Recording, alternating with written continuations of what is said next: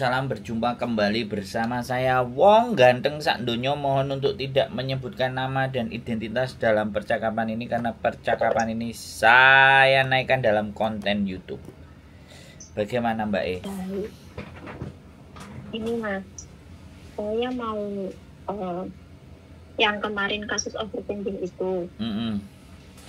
Sampai di mana nih kasusnya? Ya, ini kan surat masih datang kan Mas, surat dari itu kan. Nah terus saya sudah WA sama kepala PT. Nah kepala PT itu kayak angkat tangan, dia kayak nggak bisa gitu Mas menyelesaikannya. Terus dia kirim surat PT kirim surat ke sini, pihak koperasi sini. Tapi itu katanya lama, untuk masalah ini lama gitu loh. Dan saya kan bilang gimana kalau kemungkinan buruk terjadi sama PMI gitu kan. Soalnya kan ini kan kasusnya banyak gitu loh Mas. Dan saya mewakili teman-teman gitu kan. Terus katanya saya jamin tidak gitu kan. Nah saya jamin tidak itu kan satu majikan kan nggak sama gitu loh Mas. Ada yang majikan baik, ada yang majikan kurang baik gitu loh. Menempati kalau ada majikan yang kurang baik kan ya selalu stop gitu loh Mas, maksud saya. Terus solusinya Mas Andro gimana? Sampean sudah mediasi, sampean sudah semuanya, tapi PT tidak memenuhi keputusan. Baik ya. Nah, yang balik ke BP2MI dong. Dikejar BP2MI-nya. Ya, saya sudah WA ke BP2MI. BP2MI bilang mau mengkonfirmasikan dengan pihak PT. Terus? Gitu. Tapi ya kayak gitu, jawabannya selalu kayak gitu Mas. Ya udah, nanti kita viralin aja. Nanti kita viralin aja sekalian. Jadi saya butuh datanya sampean, saya butuh cerita kronologi sampean. Dan bukti rekaman sampean mediasi pun nggak ada, adanya cuman surat perintah tadi. Nanti mungkin akan saya print. Mudah-mudahan kalau tidak ada hambatan ya, tanggal 16 saya mau ke Jakarta, saya bawa kasus ini. Dan kalau kasusnya ada banyak ya jangan sampean tok yang ngomong, yang lainnya suruh ngomong juga. Karena kalau satu orang ya nggak ada kekuatan, nggak ada power. Katanya sampean ngomong banyak, tapi ternyata yang maju cuman sampean tok. Kan ya podo bohong. Terus kalau mereka nggak berani speak up, nggak berani ngomong karena dia lebih butuh pekerjaan, ya udah nggak usah dipikirin, nggak usah ngomong banyak. Sekarang yang mau speak up aja terhadap company atau perusahaan atau PT tersebut aja. Jadi bukti-bukti bisa akan saya bawa nanti ke sana. Ya saya mau diskusi, masih ada praktek-praktek seperti ini kan kayak gitu. Ini manusianya ada, semuanya ada. Nah persoalannya kan sekali lagi bukti percakapan sampean mediasi itu kan sebagai hasil dimana diskusi sampean. Nah kalau itu sebenarnya sampean pegang dan dia masih tidak memenuhi, lah mediasi itu bisa kita up. Kan seperti itu. Makanya kalau berita sebentar Mbak, saya ngomong dulu. Sebentar, aku tak ngomong dulu. Berita acara itu kan hanya dibuat konten. Tapi kalau mediasi kan manusianya ada, omong-omongan sama sampean, bener nggak gitu? Bisa dipotong hasilnya.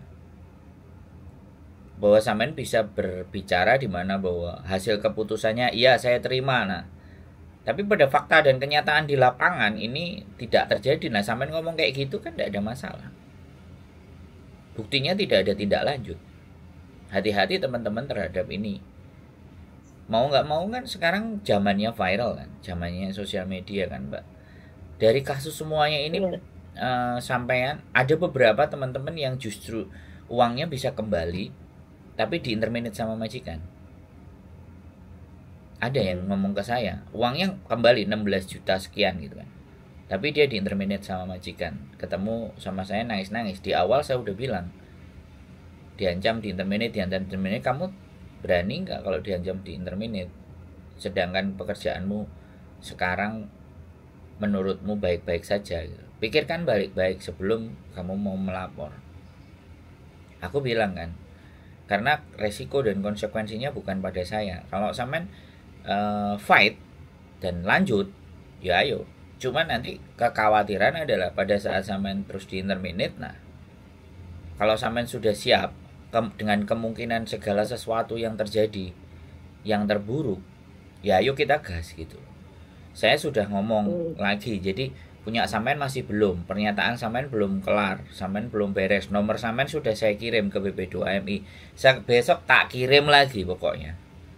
Selama sampean masih komplain, saya masih ngirim lagi, tapi ya usaha saya hanya sebatas bisanya begitu. Gitu loh. Nah, sampean nggak ada bukti rekaman.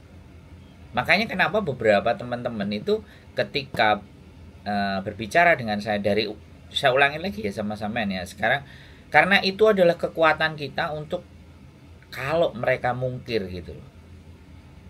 Nek surat itu kan nggak berbunyi. Jadi cuman kita sebarin gambar begitu kan, nggak berbunyi gitu. Dan itu pun harus sampean sendiri yang ngomong, bukan saya. Kalau saya yang ngomong, saya tidak dalam persangkutan tadi gitu. Nah, ketika saya sudah menggunakan media saya untuk bicara ke mereka, sedangkan saya juga tidak ada rekamannya yang nggak bisa saya tunjukin. Kalau rekaman ditunjukin, disampaikan keluar dan itu sampean sendiri pribadi yang menyampaikan karena itu yang terjadi, itu secara hukum sampean nggak ada masalah. Secara hukum sampean nggak ada masalah. Tapi kalau saya yang nyebarin, nah ini masalah mbak, karena saya bukan pihak korban, bener kan? Bener. Jadi nggak apa-apa kalau sampean tanya ke saya lagi, ini belum kelar, tahu naikin lagi, aku akan ngomong lagi dan aku akan bahas lagi. Dan nggak tahu nanti kalau ternyata si Afril mau telekonferensi sekalian, kita rekamin sekalian sama BP2MI nya pada waktu kita ngomplainkan ke atas itu. Nah kita suruh rekamin. Iya, saya juga sudah WA Mbak Afril juga. Terus? Katanya kan WA lagi ke BP2MI gitu. Terus saya juga udah bilang, saya sudah WA BP2MI gitu. Kalau bisa WA-nya itu sehari 10 kali, Mbak. WA-nya 10 kali balas.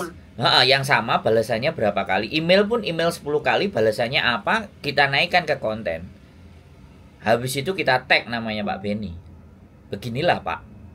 Apakah begini pelayanannya? Saya sudah nelpon, saya sudah WA sekian kali tapi ternyata tidak ada direspon. Oh, udah diramein aja. Kan begitu tuh, Mbak. Gak ada masalah. Nah, kita tinggal sangkut-sangkutin siapa yang belain Pak Beni. Ini loh, ada yang kesulitan.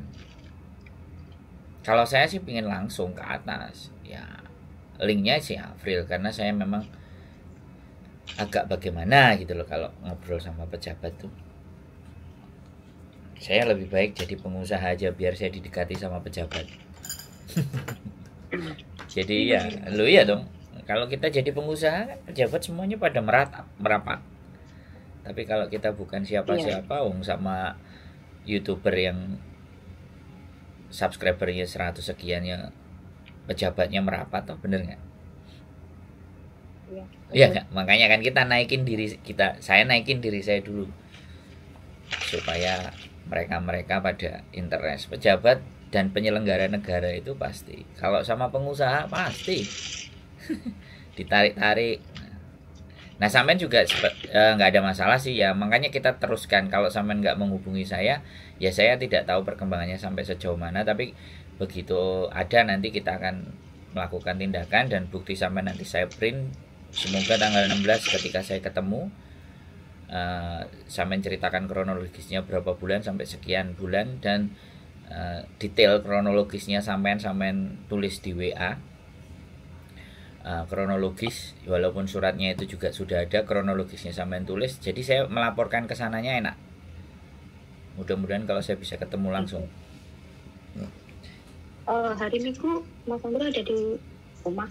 Besok Minggu tanggal 10 ya, kelihatannya ada di rumah, tapi belum tahu juga anak-anak mau ngajak main di pinggir atau apa.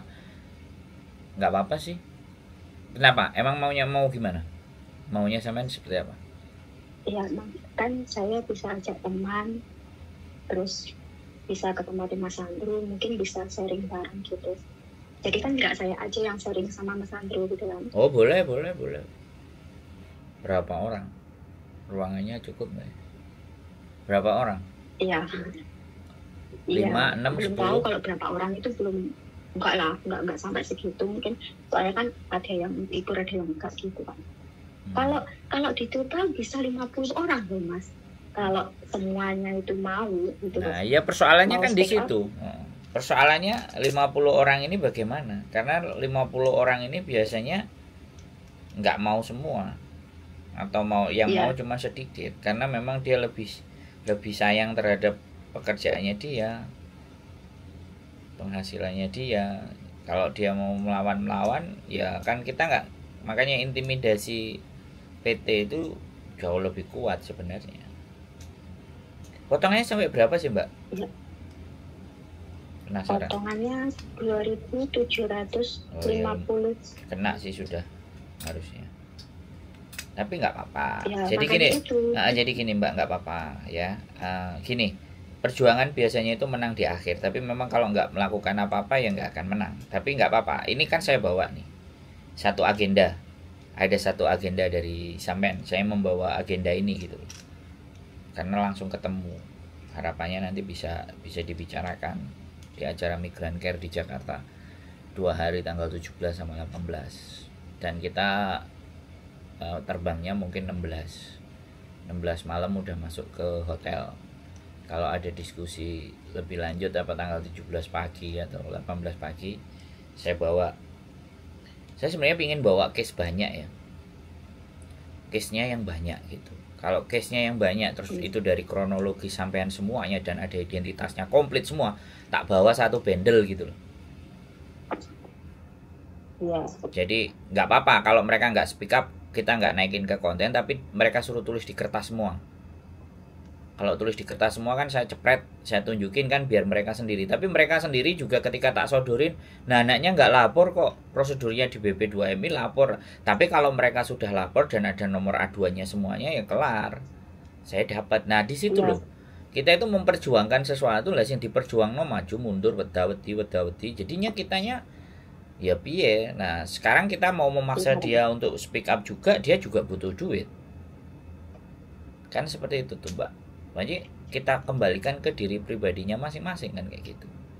Kalau menganggap ini sesuatu yang ketidakbenaran dan harus diluruskan, ya ayo kita berjuang bareng. Tapi kalau merekanya aja nggak berjuang terus aku ngoyo yang berjuang kan yo aku kayak wong goblok Mbak. Bisa dipahami nggak sampe? Iya betul. Jadi kayak orang bego gitu loh. Ya kemarin kan saya pikir Mas ya dengan adanya mediasi itu udah selesai gitu loh, terus ada surat pernyataan bahwa intinya PMI ini udah selesai bla bla bla gitu. Saya kira itu udah selesai dan oke lah sudah finish semuanya gitu. Oh ternyata masih ada lagi gitu loh. Surat datang, surat saya konfirmasi dengan PT bilang ya mau diselesaikan bla bla bla, sampai 2 bulan 3 bulan masih aja datang. Saya konfirmasi lagi. Tapi sampean bayar nggak? Saya bayar 3 kali, sudah lunas, sudah gitu loh 3 kali sudah. Ya kalau surat datang dan misalnya sampean sudah nggak bayar kan ya berarti nggak ada masalah dong. Dia nggak nagih lagi kan? Nah itu ada surat datang itu maksudnya apa? Kalau nggak nagih Mas? Enggak, sampean kan sudah cukup 3 kali tuh. Ya sampaikan suratnya itu dalam bahasa Inggris ke majikan sampean. Saya sudah kelar, tapi mereka nggak tahu. Kan bilang aja. Itu sudah semua Mas. Sudah semua saya bilang sama majikan. Terus majikan gimana? Saya sudah. Terus majikan gimana? Ya kalau majikan saya ya orang nggak tahu ya Mas ya di luarnya oke intinya oke lah gitu, no problem. Tapi kita itu nggak tahu belakangnya gimana. Sekarang nggak usah gini, nggak usah mikir belakangnya. Dia sudah bilang oke, ya sudah selesai. ya sudah nggak usah dibayar. Kalau sampean sudah cukup bayar 3 kali ya sudah kelar gitu loh. Yang penting kan suratnya ada. Iya. Sampean was-was dan sampean takut. Nanti kalau sampean misalnya suatu saat kemudian di interminate, ya sudah kita viralin sekalian gitu. Ya, nah, apa alasannya? Antisipasi. Apa alasannya interminate gitu loh. Kan intinya sampean sudah bayar 3 kali kan sudah selesai, walaupun ditagih, tapi kan majikan juga sudah ngerti, terus tidak ada yang intimidasi ke sampean, tidak ada yang teriak-teriak, tidak ada tukang tagih yang datang dan semuanya ya sudah. Kalau suratnya masih datang, kalau sampean kotak box sampean sudah ambil duluan ya sudah. Tapi kalau majikan yang ngambil ya nggak apa-apa, yang penting majikan sudah diinfokan bahwa urusan Indonesia udah kelar. Kalau ya, sampean gini Mas, pernah beberapa bulan yang lalu itu majikan yang mungkin penasaran lah ya, surat apa ini gitu. Terus dia bilang sama agent, dikira saya utang bank di sini. Soalnya kan ada surat penagih yang datang gitu kan. Terus agent telepon saya, wah marah pokoknya. Berbagai macam omongan itu masuk semua kan. Terus ya saya jelasin sama agent kalau begini gitu. Terus agentnya, saya nggak mau tahu ya, pokoknya ini kamu selesaikan secepatnya karena majikan di SMS setiap hari dengan banknya, bilang gitu kan. Terus saya konfirmasi lagi sama majikan apakah benar di SMS, di majikan bilang enggak gitu kan. Terus ya problem ya was-was kayak gitulah Mas, maksudnya antisipasi ke depannya gitu. Yang penting hubungan sampean dengan majikan itu nggak ada masalah, selesai sih sebenarnya menurut saya.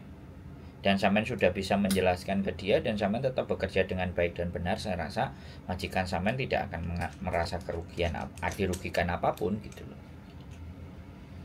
Menurut saya sih. Jadi nah makanya jaga itu ya. Tapi kalau sampean masih tidak terima ya udah kita ngomong aja gitu loh, kita sampaikan ke atas. Kalau saya sih orang yang di pihak di luar, dan bagi saya juga saya membantu untuk menyampaikan ke atas itu tidak menjadi persoalan.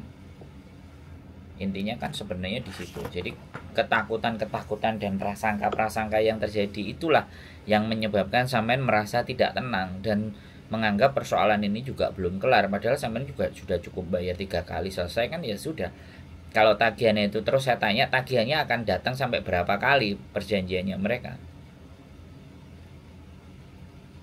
Enggak tahu kalau itu.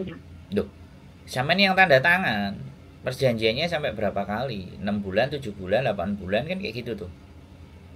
Kalau sudah lewat 6 bulan ya suratnya pasti akan berhenti dengan sendirinya dong. Benar. Itu nggak ada perjanjian itu loh Mas. Lah kalau nggak ada perjanjian terus aku piye menelusuri berita acaranya sampean itu? Loh enggak, gini loh, sampean perjanjian waktu di PT itu berapa kali bayar gitu? Oh, 6 kali. Nah sekarang sudah suratnya datang ke berapa kali?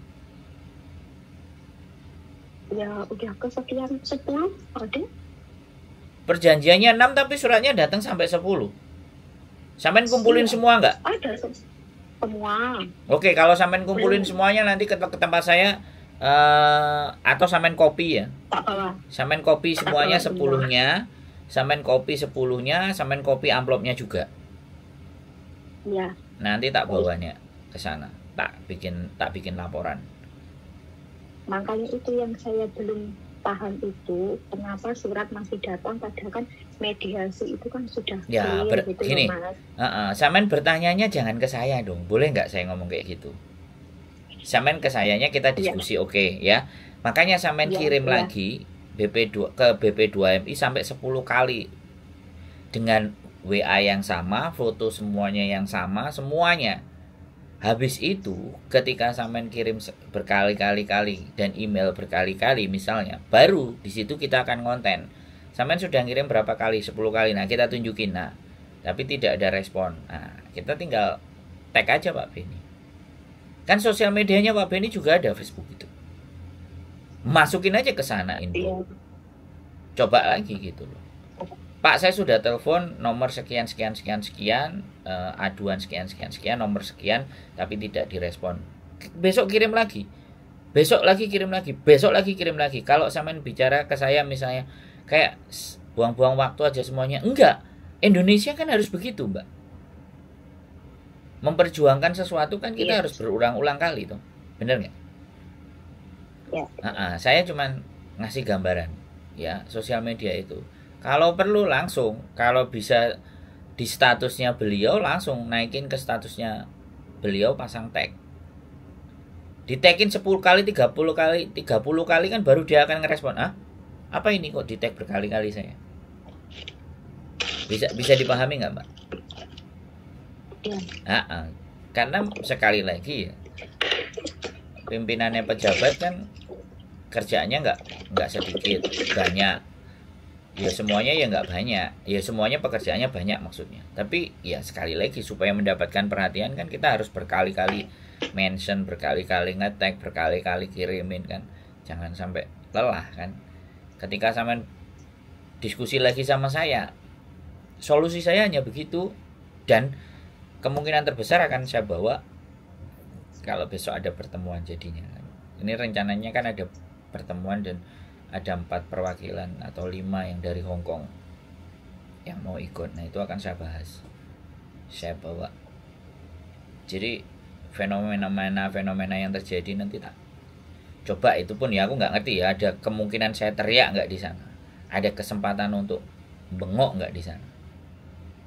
Maksudnya kalau bengok TNI ya, sebenarnya kalau dibilang mewakili sih saya nggak berani bilang seperti itu ya, Mbak.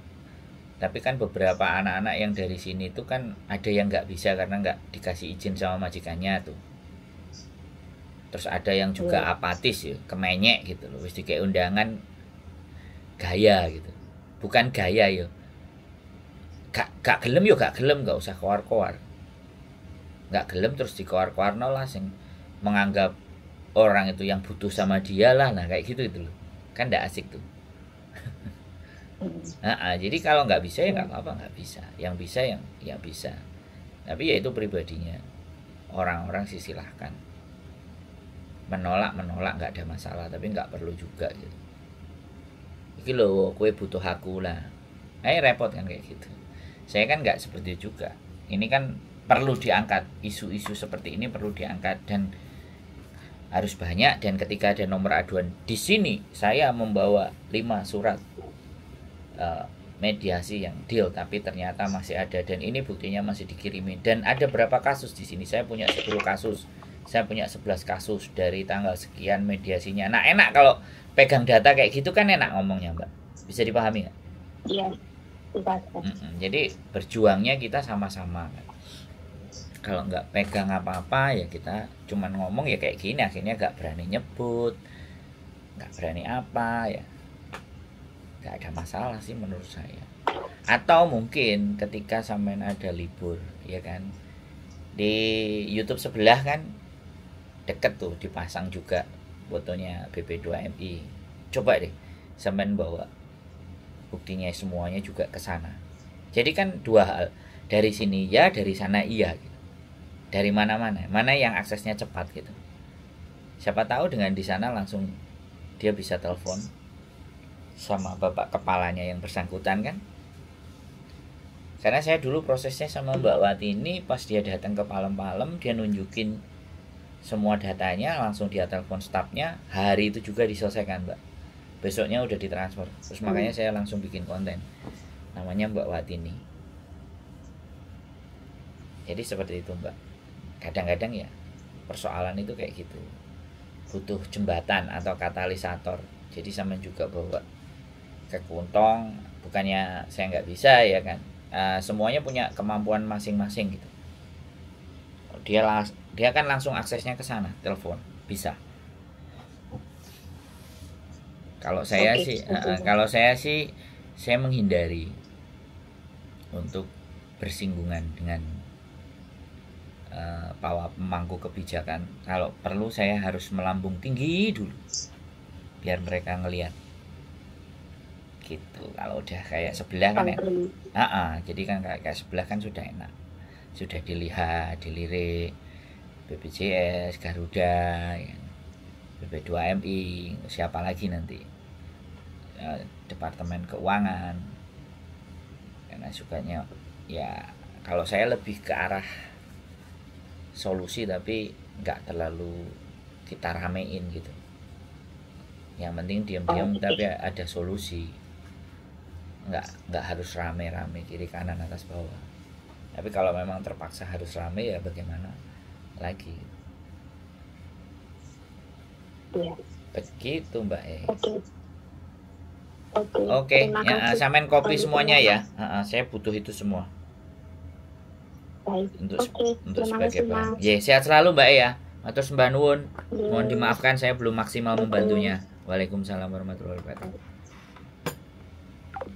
Oke teman-teman semuanya, overcharging yang belum kelar, masih surat tagihan 10 kali datang ke tempatnya Mbak E, dan ini memang harus diusut tuntas, dan seperti apa bagaimana nanti kita sambung ceritanya, dan mudah-mudahan kita bawa sebagai bahan untuk